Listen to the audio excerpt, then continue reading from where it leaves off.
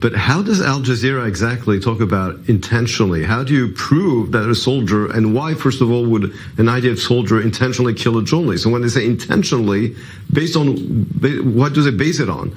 And I think that besides the fact that they don't have a legal case at the ICC, but if they claim to have some evidence, then they should provide it. I really don't see how Al Jazeera can prove that its journalist was killed intentionally by the Israeli army. It makes absolutely no sense, but it's an opportunity really to find out what kind of documentation they have as they claim they do. Right, and we should note, and people should maybe don't realize this, that Al Jazeera does operate freely within Israel, within the West Bank. I myself have been on Al Jazeera many times. Israeli figures do go on, and it is going to be interesting to see how that relationship will proceed forward as Al Jazeera is now taking this legal step against Israel. Yeah, so you have this paradox also where you have a Qatari network, which is basically a propaganda network that operates freely in Israel, as you mentioned, that interviews Israelis, that operates freely also in the West Bank,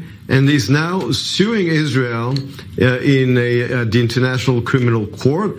And of course, the main purpose of Al Jazeera is to defame Israel when it comes to its so-called reporting in the region, and there is indeed a paradox, as you mentioned, which has been mentioned and raised by many politicians recently, which is that a propaganda network that acts intentionally, to use that word again, to defame, to hurt Israel's name and reputation, operates completely freely in the country, which goes to confirm the hypocrisy and double standards of Al Jazeera.